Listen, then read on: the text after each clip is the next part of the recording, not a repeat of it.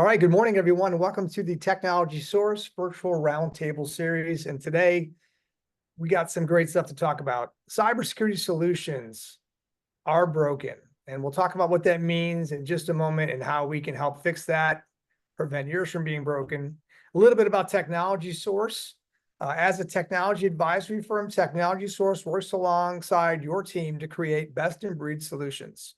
We represent over 500 providers in managed IT, cybersecurity, customer analytics, AI, telecom, and mobility. We work closely with our partners to reduce operational expenses, improve efficiencies while helping to deliver an outstanding experience for their customers. Experience for the client is a really big thing right now. We're hearing more and more and more about that. People want our help. We can help. A couple of ways that we add value: escalation support. Technology these days, if you try to call an 800 number, you can't reach anybody. Really hard. Everyone wants to go to chat, and it's a chat bot. We do help our clients with escalation support during implementation and post-sale. So we're there for you to escalate if needed. And escalation is important, but if you don't have any leverage, it doesn't really help you. So we help customers gain leverage with their suppliers to assist with escalations, right? All of our providers want us to recommend them, and that gives us a little bit of leverage to help you when you do have an issue. We jump in. We also make recommendations. We use a 15-point provider selection checklist that kind of covers all the things that are important to our client to ensure that our recommendations align with what you're looking for. We negotiate, right? We found that bids aren't the most successful way of getting the lowest price. We work with our clients to identify the right solution, then go to work to negotiate to get to your budget or your price point. So we help with that. Budget creation. Oftentimes our clients find the perfect solution and maybe can't afford that dollar figure, right? So we will go look at other parts of their business where we know we can pull a cost out in order to provide that budget and enable that project to go forward. Finally, quarterly business reviews, where we align with our clients. We understand what's important to your business, what your objectives are for this year, what projects you have upcoming, and just continue to align and work and build a partnership with you. We've been doing this for over 20 years. We have over 4,000 clients in 60 countries. And Sean, I think a lot of your clients are in the 60 countries. And 350 trusted advisors that work alongside of us across the country to support our customers. We've got some great guests today. We've done this a few times. It's always a treat to have you, Mike.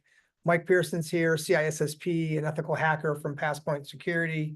Sean Mooney from Technology Source is a CISSP. Mike, if you don't mind, can you give us a 30-second review of yourself and your background and experiences? Yeah, absolutely. Hi again, Rob and Sean. So I've been in cybersecurity since well before we started calling it cybersecurity, so a little over 3 years. Probably should update my picture at this point. There's a little more gray in there now.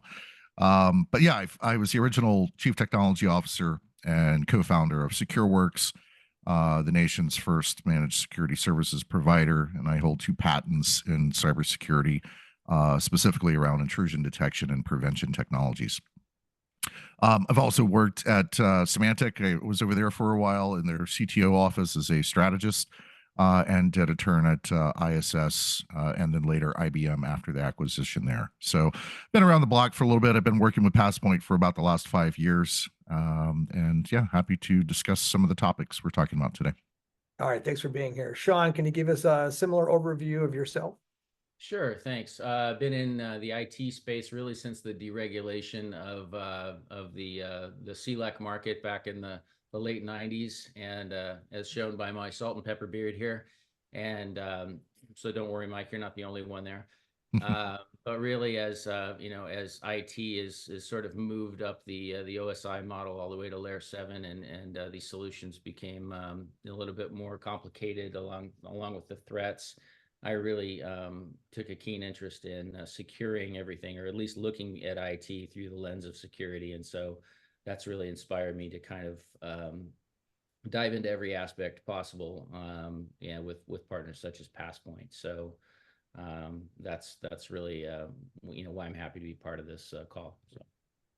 Well, we've got some great questions for our panel here today, and thanks for joining us. But before we get started, I thought I'd share some information I found this afternoon, or actually yesterday afternoon, just what's happening and what's the impact of the cybersecurity threat on business owners. And what we're seeing now is pretty frightening. 2 in 3 small and mid-sized businesses go out of business within 6 months of a cyber attack.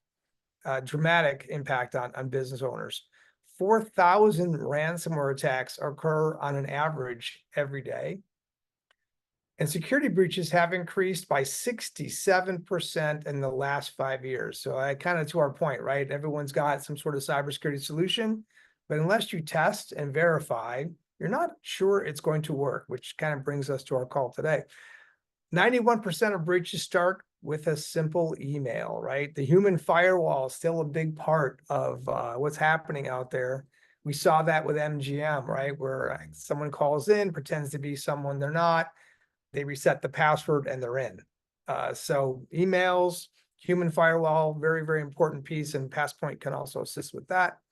Traditional antivirus solutions are only 43% effective against today's advanced threats. So if you have antivirus on your computer, 43% effective rate.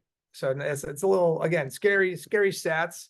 And this kind of ties back to the email one, right? 91% of cyber attacks can be traced back to human error. And I've seen that number go as high as 95%. This is from Cisco. I've seen others at 95 from Microsoft. It's a ginormous number. So making sure that your staff is trained and are doing the right things is important. We'll talk about that. 85% of cybersecurity attacks are attributed to the use of generative AI. That's a new statistic. And we're starting to see that creep into the business in a very, very big way. And we'll talk about how we can address that. Mike's got some ideas. 31% of executives said their main challenge was improper identification of key risks. So they maybe had some fortification where they didn't need it, and they had some gaps that they didn't realize. So we're going to talk about that today. As we talk to our panel, we're going to learn a little bit more about why cybersecurity is broken and how do business owners and clients of ours seal some of those gaps and prevent some of those things from turning into real major attacks. So let's go ahead and get started. I got a question for our panel. How does Passpoint utilize its expertise in threat and vulnerability management to identify potential weaknesses in existing cybersecurity infrastructures? Sure, I'll take that first. So that's an interesting question because it really focuses around the concept of vulnerability management, right? So when we're talking about vulnerability management, we're talking about the entire life cycle. We're not just talking about, hey, I ran a vulnerability scan, I found a few things, now what do I do about it, right? So it's identifying the threat vector, it's identifying the vulnerability, it's identifying the mitigation steps to the vulnerability that you've identified, incorporating in your patch management process, and then validating and verifying that the vulnerabilities that were identified were correctly remediated. So Passpoint's done something fairly unique in the last few years. It's our PTAS model, which is really what I like to consider a concept called managed outcomes. Right. So the concept there around managed outcomes is we identify a problem. We put together an entire programmatic solution to address the problem to achieve a certain outcome. And that certain outcome in certain circumstances could be, ensuring that, you are meeting your policy requirements of having, a certain number of high, medium, and low vulnerabilities on your network at any given time, as an example. But yeah, that PTAS concept there that Passpoint came up with a few years ago was really based around the concept that security is not a goal, it's an ongoing process. And it starts with vulnerability scanning, moving into penetration testing, moving into risk assessments around and trying to map your risk profile to a common standard like NIST's cybersecurity framework, and then verification through ongoing repeatable processes. Like, one of the things we do is we'll do a pen test for a company, and then 90 days later, we come back around and do a vulnerability assessment to ensure that the gaps that were identified during the pen test have been remediated. So, and we build all that into a package, right? That's kind of like a Chinese menu where we can pick and choose based upon the requirements of the customer and deliver that to the customer, sometimes on a monthly basis or on the very minimum on a quarterly basis. So that's really, it's kind of a loaded question with the vulnerability management because we're talking once again about that concept of a life cycle. So I hope that answers that. No, I think it did. What percentage of pen testing do you find some sort of vulnerability? 100%. So in every pen test, penetration test, you're finding some gap in security. And I'm only asking because a lot of times we'll talk to a client or a prospect, and they'll tell us, no, we're good, we've checked, we're solid, and you're saying every single time you're still finding stuff. But what 100% of the time, there's not been a pen test I've been involved with or anybody on my team's been involved with in the last 5 years where we didn't at least find one critical vulnerability that could potentially be exposed. So now that's not to say we have sometimes we find, wow, this customer has 100 criticals, 33 highs, and a plethora of mediums, and we have other customers where it's like, hey, it's one critical, a handful of highs, but a lot of mediums, and that kind of gives us an insight into what I like to call their cyber hygiene, right? So do they have an effective vulnerability management program in place? Do they have effective patch management program in place? How often are they pushing out patches? What's their DevOps sec life cycle look like, right? And we can really tell that, almost fingerprint that by the initial pen test that we do for a customer. Wow, insane.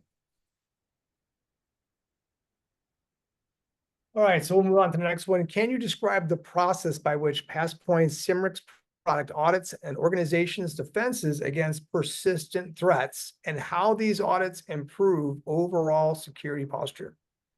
Yeah, so we haven't really dove into Cymrix yet on this call. I know we've done a lot of calls with you guys at Technology Source around this, but at just a super high level, what Cymrix is a ransomware simulation platform that allows us to go into an organization, deploy a software agent that will do all the simulated activities that a traditional ransomware linked malware would do if this were a real world attack, without the caveat, without it causing any harm and being able to be run in a production environment. And Cymrix different than a pen test. I get this question a lot. It's like, well, I'm already doing pen testing. Why do I need to do this? Don't you do that during pen testing? It's like, well, not necessarily. Pen testing is really focused on the technical vulnerabilities, like a software vulnerability specifically, right? Where what we're doing with Cymrix is we're looking at more structural vulnerabilities, right? How is the network deployed? How is segmentation in place? How can the bad guys laterally move from one infected host to another, to another, to another, to show that overarching blast radius within inside a network, to show you exactly what would have been exposed and what would have been encrypted had this been a ransomware attack. Right. So that's the core of what Cymrix does, specifically against advanced persistent threats. We know that advanced persistent threats often follow the same techniques, tactics, and procedures that a ransomware gang would follow. And that's, initial, gaining initial access into the host environment, conducting privilege escalation, trying to elevate, from maybe a basic user privilege all the way up to a system or domain admin privilege, right? Trying to evade defenses that are in place, trying to maintain persistence so that in the event that they're detected, they can always get back in. And then trying to, like I mentioned before, laterally move throughout the network so that they can gain access to as much of the host systems as possible, as many of the host systems as possible, in order to further their goals of either data exfiltration or encryption in the case of ransomware. And Cymrix does all of that. And you don't necessarily get all of that when you're doing a pen test. So pen testing obviously identifies vulnerabilities in your overall network in ways that somebody can potentially get in and do some harm. The Cymrix product really is ransomware protection, right? Looking for applications that could be encrypted and lock you out of. So I should probably tell everyone that one of the benefits of PassPoint is that we can set these services up on a monthly basis, monthly billing, right? So you can keep that capital in the bank. But the other benefit is you can run these multiple times a year. So can you maybe walk us through quickly, how often do you recommend a penetration test? Once a year good enough at this point with AI, right? Or do we need to do more? And on the Cymrix side, on the ransomware side, how often do you recommend someone inspect for ransomware, vulnerabilities? Is that, quarterly, monthly? What is it? Walk us through that real quick, if you don't mind. Yeah, and unfortunately, there's no magic answer to that, right? The only actual answer is it depends, right? Unfortunately, and it really depends on a lot of factors. It depends on what industry you're in, what compliance requirements do you have to meet. PCI, for example, based upon the level of PCI DSS you're trying to qualify for, could require you to do at the very minimum one internal, one external pen test per year and quarterly internal and external vulnerability scans, right? As you move up the stack there in PCI, you get to doing, one internal, external pen test per quarter, monthly vulnerability scans. So it depends on the organization. It depends on any compliance requirements that they are trying to meet, as well as any of the cybersecurity frameworks that they have adopted to try to meet those requirements. So unfortunately, it does depend. Now, that said, I think, best case scenario, at a very minimum, you should be doing annual pen tests, annual ransomware impact assessments with the Cymrix product, and quarterly vulnerability scans at the absolute minimum. Now, and that's at the very, very minimum. Best case, monthly to weekly vulnerability scans. Microsoft pushes out Patch Tuesday at once a month. You want to be able to, validate that anything that comes out in Patch Tuesday that you don't have that vulnerability on your network, or you can easily patch it with what's out there. And then, we have customers that are running Cymrix with the SaaS version of the product. They're doing, 10 to 15 ransomware simulations per month, because they want to continuously validate that every time any minor change is made inside of their network or structurally in their environment, that they're able to, detect and respond to it adequately. No, great. Thank you. That's helpful. How does AI verify penetration testing, which is what PassPoint does? And one of the things that makes it so unique, enhance the continuous assessment and auditing of cybersecurity defenses. We saw earlier the impact of AI, what's happening with AI, and how quickly that's growing. Help us with that assessment piece of it. Yeah, specifically around, Wade and I have discussed this for a long time. Wade's one of the partners at PassPoint, and he's been on a lot of your calls. We've discussed this, ad nauseum about, starting a few years ago. It's like when a lot of the AI stuff really started hitting the ecosphere out there, that, hackers were going to use this new ChatGPT, Claude AI, you name it. They were going to start to use this stuff in some way, form, or fashion. And the first way that they did that is just getting better at writing those phishing emails, right? I think we all know, and it's been categorically documented, that the majority of these attackers are not native English speakers, and the majority of the victims are, right? So we've gotten really good over the last 10 years or so of being able to, okay, look at this email. That's clearly not Barbara from finance sending me to this based upon the grammatical errors and all this other stuff, right? But AI has really proven to be an effective weapon for them to be able to not only write and craft better phishing emails, but to conduct really detailed open source intelligence gathering, or OSINT, where they can find out just a ton of information about their target that was a lot harder to find previously, so that they can very specifically craft these targeted phishing emails and get the end user to fall for, clicking on that link, downloading that file, doing the thing that's going to cause the initial infection. So we started talking about this internally and said, okay, well, how can we also, raise the bar of our testers so that we are competing essentially with the bad guys on the same level? So we went out utilizing open source technology and some proprietary software code that we developed. We generated and built our own large language model specifically for being an assistant to our pen testers. So what do I mean by that? If you're familiar with, ChatGPT or any of the other chat-based large language models that are out there, you've got a nice little interface that you can log into and start interacting with this AI on the back end about a pen test that, say, I'm conducting.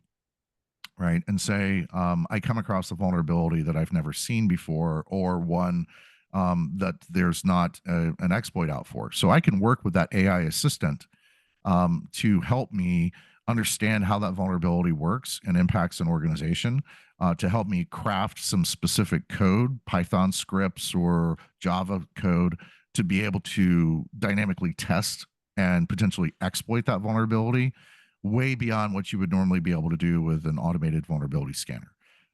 And so we now have every single one of our testers that are utilizing that AI pen testing technology hand in hand with every single pen test that they conduct. And most importantly, the reason why we built this ourselves is because we deal with a lot of sensitive client information, and we didn't feel that it was, really in our client's best interest, or our best interest certainly, to expose our client's information to a third-party service like ChatGPT or Claude or Gemini or what have you. So that's why we built our own version of one of those, and something that's in a server that we control and we control access to, and that we don't retain, customer data on after we've, completed a pen test with. So yeah, that's what we're doing for AI verified penetration testing. It allows us to, like I said, continuously enhance and provide value to our services, and we use it as also almost a force multiplier, so that we can maintain consistency of deliverables across all of our human testers. Yeah, the AI piece is growing, and I think Wade has said it best, right? AI, the value of AI on a penetration test is similar to somebody sitting in a trivia contest, and they can use AI for the answers, right? So you can't possibly think of every potential vulnerability and threat as an ethical hacker. Having AI verify and validate that, I think, adds a great deal of value for the client in terms of security. Great. Well, we appreciate that answer. What techniques does PassPoint's Cymrix product employ to evaluate the effectiveness of current security measures against zero-day vulnerabilities? Yeah, so that's a very, very good question, because as we were talking about kind of the differences between penetration testing and what we do with the Cymrix ransomware impact assessment product, is we're looking more at structural vulnerabilities, right? So when you have a zero-day vulnerability, what does that mean? Zero-day vulnerability essentially means there's a new vulnerability that's potentially, not necessarily, but potentially being actively exploited, for which there's no known patch, there's no known workaround to fix it, and likely when they initially come out, there's no detection capabilities to be able to detect that this vulnerability is even being exploited, right? So the way Cymrix helps against some of that is by focusing, instead of those technical vulnerabilities, of which a zero-day would be one, it's looking at the overall structure of the organization. It's looking at the defense in depth capabilities, so moving beyond just the endpoint protection capabilities, but looking at the layered defense that are in place and the security controls that are in place.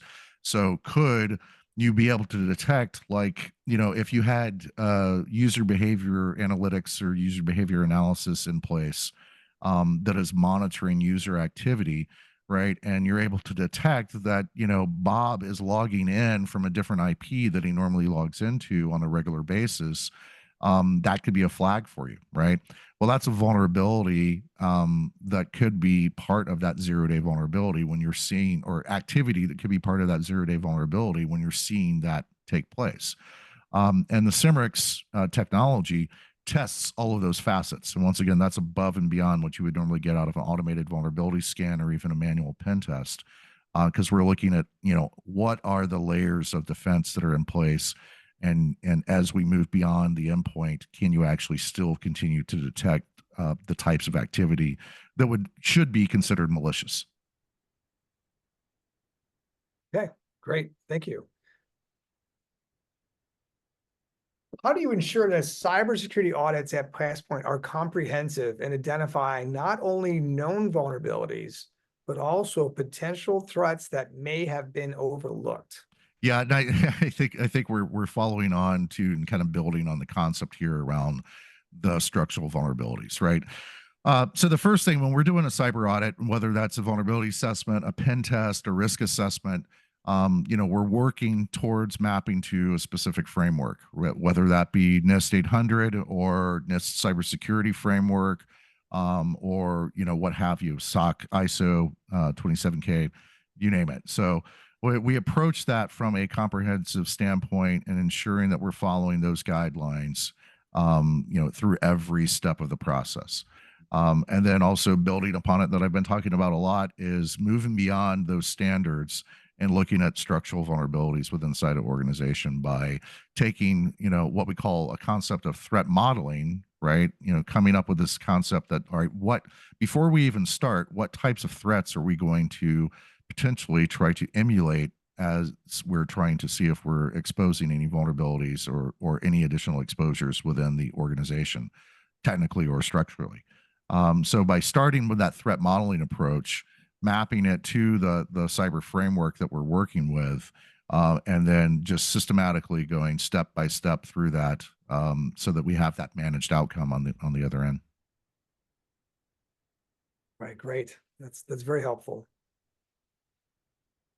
In conducting cybersecurity audits, how does Cimerex and Passpoint integrate compliance assessments to ensure that organizations meet the latest industry regulations and standards? Yeah, I think I probably just answered that one with the last question. Probably went a little too deep in the answer to the last question, but yeah, just to reiterate, in addition to the cyber security frameworks, there's two levels there, right? There's the framework, and then there's the compliance below that you're trying to meet. And usually they interact, not always, but they usually interact in some form or fashion. I'll give you an example. HIPAA, as a compliance assessment, doesn't really specify, or I should say, it's not very specific in telling you what you should do. It just says you should consider these things. And then it references the NIST 800-53 framework, right? So that's it. I guess they did it very vague on purpose because they didn't want to come out and say, hey, you must use this type of firewall or this type of endpoint protection, right? They left it up to you to decide. But then they mapped it back to the NIST 800-53 framework for saying, if you're going to conduct a risk assessment, this is how you go about doing that risk assessment, right? So we do both of those. We not only follow the framework, but we also have a deep understanding of a lot of the various compliance requirements out there, whether it's GLBA, SOX, HIPAA, PCI, CMMC, FedRAMP. We've got experts in all of those fields. So in the event that we have a customer that has some very specific needs for one of those, we can pull in one of our experts in one of those compliance mandates to help assist in those audits. Great. What role does threat intelligence play in the cybersecurity audits conducted by your team? And how do you ensure that organizations are prepared for emerging threats? Yeah, that's something that we don't see. In my personal opinion, unless you're in like a Fortune 100 company, you probably don't have dedicated threat intelligence team, or DoD level stuff. And so we try to apply our threat intelligence capabilities, which basically means We subscribe to a lot of the threat services that are out there. We do our own threat intelligence research. All of my team has a mandate to spend at least 15 hours a month on ongoing, just not client-facing stuff, but ongoing research into the various threats that are coming out. And we incorporate that in our threat modeling process. So we also leverage our new AI technology as part of that as well. If there's a new threat type out that we just don't understand, maybe our AI can help us understand that.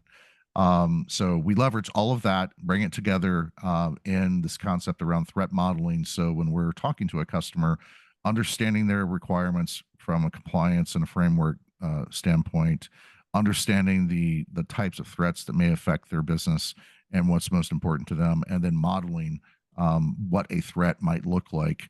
And when I say modeling, what I mean is like, okay, this could be, we think it's most likely that you're not going to be targeted by an advanced persistent threat because you're not in the defense industry, you're not in the utility industry, right? You're in the cardboard box manufacturing industry. So advanced persistent threats probably aren't going to care about you. Who's more going to care about you is probably going to be a cyber criminal, right? So we start from that perspective. All right, we have a cyber criminal because they're going to be interested in you. Because you've got a lot of industrial controls that are exposed and folding your cardboard boxes in your plant, and they know if they shut you down, you're going to be more likely to pay ransomware, right? So then the cyber criminal goes, okay, it's going to be a cyber criminal threat. It's going to be a ransomware type of vector. And then what's the most likely way that we see based on threat intelligence that ransomware is impacting individuals? It's via email, right? They're getting phished. So that's building out that entire threat model. Does that make sense? Yeah, and those emails with AI now are becoming very, very hard to discern from, the past, where we would get, text that had the symbol for boron in it. You'd know right away that that's not accurate, that's not right. But now I get these Best Buy, Geek Squad, and they look very, very real. And that's got to make the job of securing your business that much harder, because it's hard to tell. I mean, if you don't search the email and you don't search the phone number, you would never know. Yeah, for sure. How do your services at Passpoint and Cimerex audit the effectiveness of an organization's incident response plan in the face of evolving cyber threats? Yeah, we really do that in two different ways. So one is our Cimerex ransomware impact assessment, which is essentially a risk assessment that tests the incident response plan. How are you able to actually detect, respond to, eradicate, and recover from that type of threat? That is what Cimerex was designed to do off the bat. Additionally, through Passpoint, we do what are called IRTTXs, or incident response tabletop exercises. So what we do there is we build out scenarios, like I was mentioning with a threat modeling scenario earlier, and then sit down, usually remotely, but sometimes in person, spend a 2 to 4 hour session with our client, and effectively walk through in a game playing manner, a tabletop exercise of how this threat would impact their organization and how they would respond to it, given their documented incident response plan. And that's and we do a hybrid of both of those as well. So we'll bring in Cimerex and the tabletop and kind of marry them together for an overall service. But that is one of the most critical things I think I couldn't harp on enough. It used to be logging. I used to just go around telling everybody, why aren't you logging everything? Now it's, why are you not testing your incident response plan?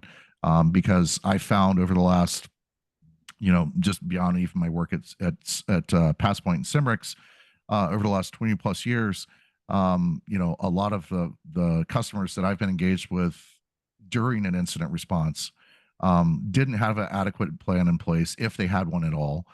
They probably hadn't updated it in a long time.